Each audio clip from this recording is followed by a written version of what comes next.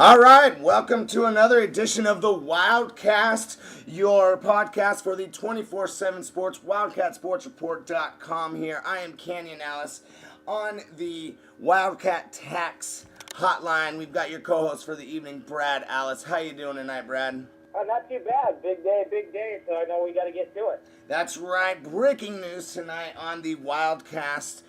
Big-time recruit out of California committing to the Wildcats. This is breaking news right now. Brad Allis here to break the story for our podcast tonight. Yeah, running back Pierre Cormier, four-star prospect out of San Diego Madison High School, has committed to Arizona.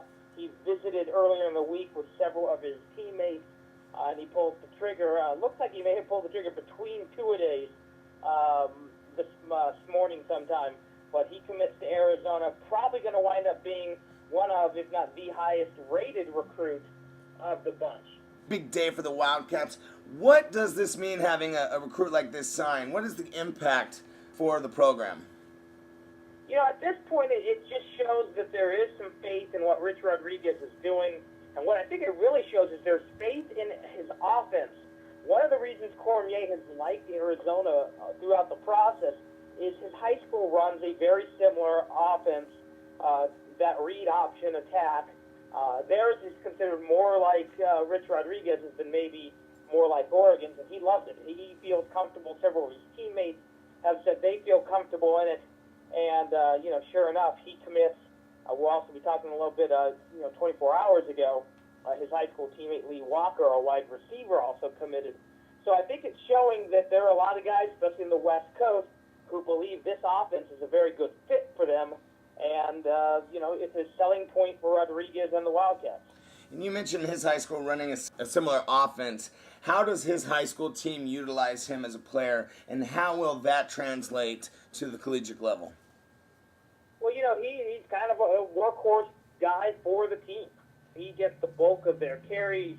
He is a guy who they trust to carry the load for the high school, not that they don't have other weapons.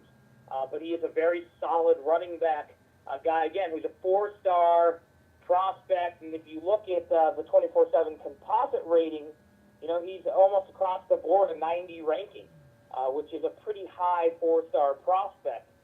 He's considered the 11th best running back in the country by 24/7 Sports and the 230th best player overall in the nation.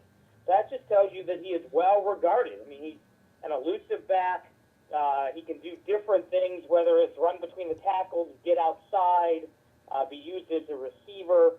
So very versatile. He's got some good size. He's not huge, but at 5'10", about 180, probably play at 190 when he gets to Arizona. That's the guy who can take some hits from some legitimate-sized linebackers. You're not going to confuse him with a bruising back. But that's a big back who can handle himself in between the tackles. Many might remember a very good back out of San Diego named Reggie Bush. He was a great running back at USC, also very good receiver. Great hands, very comfortable playing in the slot. What is Arizona's plans for him as far as pass receiving versus running the ball? Where do you see them kind of positioning him early on in his career at Arizona? I think it's a little too early to tell exactly what their plans are, because I don't know if they know exactly what this offense is going to be. But if you've seen what Rodriguez done in prior stops, he has a feature back that will get 15 to 25 carries a game, depending on the game, and they'll throw to him several times. So I don't think there's any doubt that he'll be used in that manner as a versatile guy. You mentioned Bush. I think if you're going to talk about a San Diego running back, he's probably a little closer. Certainly not as big as Ricky Williams, who might be as good as Bush was, maybe the best back to come out of San Diego. I don't know, there's a guy named Marcus Allen, too. But, he's not as big as Williams, probably not as scat back as Bush. But, again, that's high praise. Let's wait till he plays a game to compare him to anybody.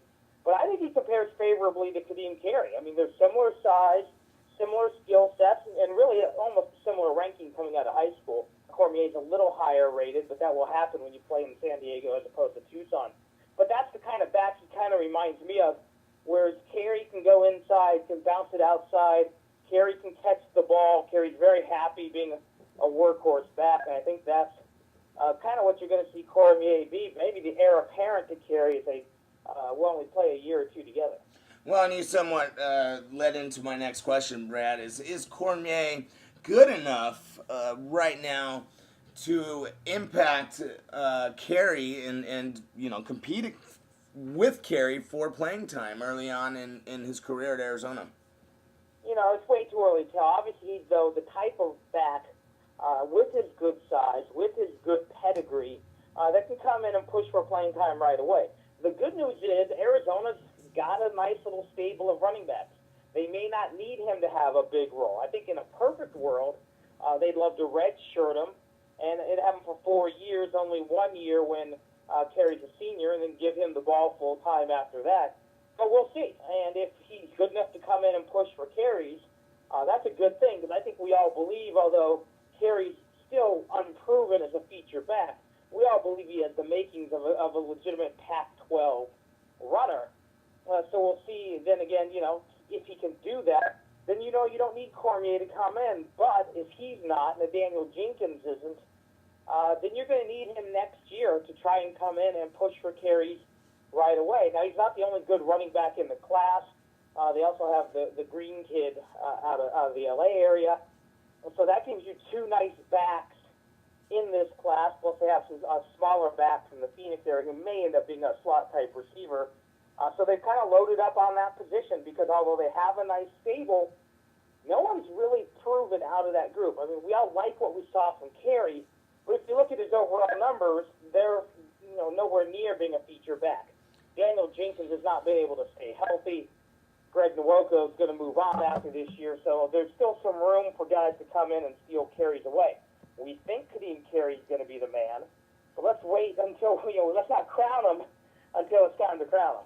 Well, and you're listening to the Wildcast, your 24/7 sports network, wildcatsportsreport.com, all Arizona athletics podcast. Breaking news today for those of you, again, Pierre Cormier signing with the U of A, the University of Arizona. And you mentioned it's been a busy 48 hours for the Wildcat football team, as they also signed yesterday Lee Walker, also out of Madison High School in San Diego. Why don't you let the listeners know a little bit about his game and how he'll impact the program? Well, Walker's a sleeper guy. If you look at it, none of the major networks have him ranked yet.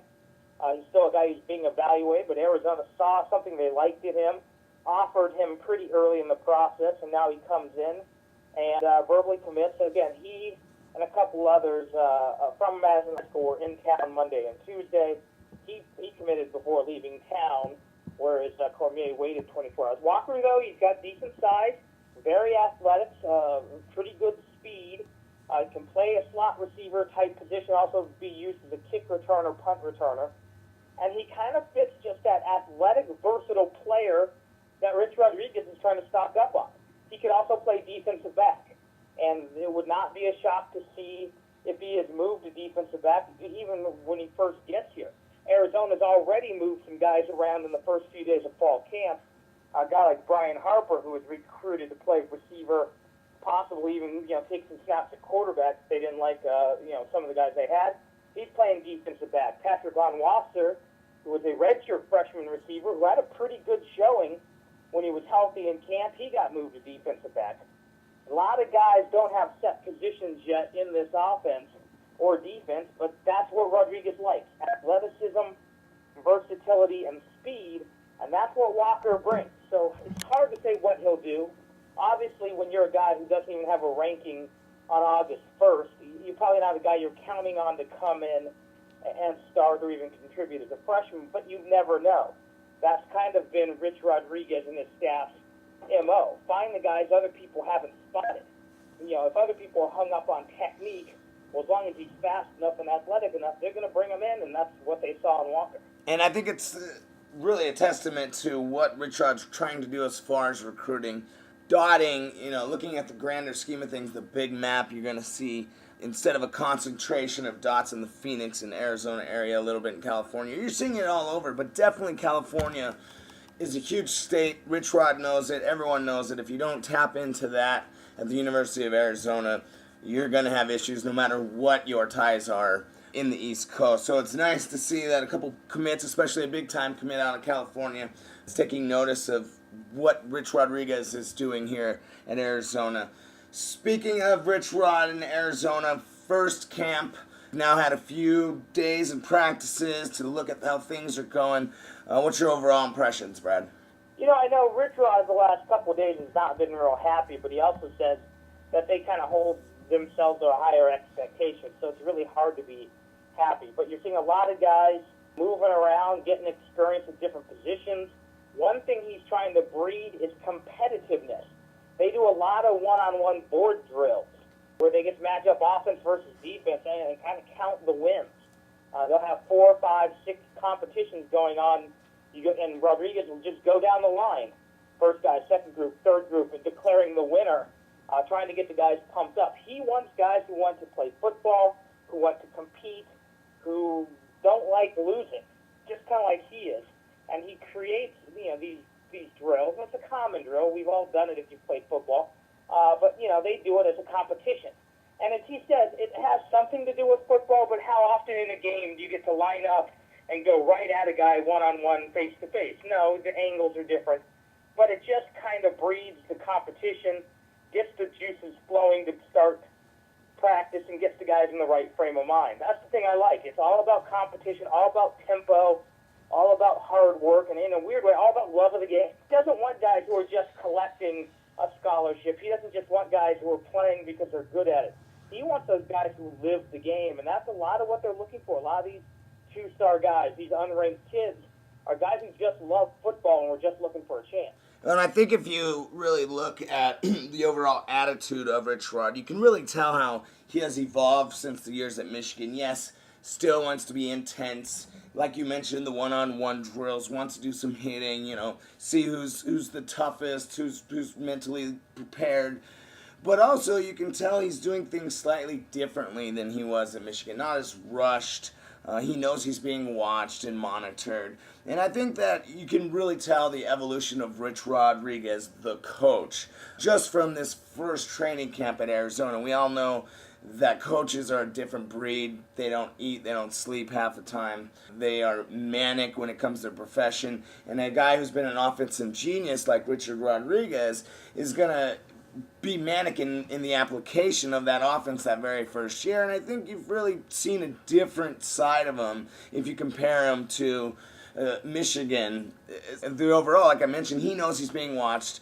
And the offense is it's going to be a skittish year. But I like what I've seen from the coaches thus far. Real quick, Brad, wrap it up. What's your impressions of the coaching staff handling this training camp? Well, I think they're handling it well, and the thing I like, Bill, and the thing you've got to recognize is most of this staff have worked together before for at least a year or two. The only exception is Robert and I, who, ironically enough, the only carryover from Mike Stoops' staff last year. But most of these guys have worked together at West Virginia and then at Michigan. Certainly, you look at a guy like Coach Lockwood, he's the only one who has only coached with the guys who were at Pitt last year. But they know what they want to do. They know how to build the program the way they want to. I don't think they're really worried too much about what happened at Michigan because Michigan's a unique situation. It's a lot more like what they did at West Virginia, whereas certainly West Virginia had their great traditions, just like Arizona has some traditions. But if you're the guy who can come in and as Rodriguez did, have him on the brink of a national title game appearance, you're going to be the guy. Whereas at Michigan, no matter how good you are, you're never going to be Bo Schembechler. You may never even be, a Lloyd Carr who won a title there. So they can relax. They can come in and do it in their model. This year, while certainly they're trying to win, they don't have to worry about. They're really trying to build the program with the model that they have from West Virginia. And that's what this camp is about, just setting the tone, getting ready for the season opener. And again, certainly they want to go to a bowl game. They want to win games. But, if this is a 4 or 5 win team, but they do it the way they want to do it, they'll be content. They won't be happy, but they'll be content. Obviously, they're trying to build a winner, trying to rush this team to Toledo game and have all the pieces in place.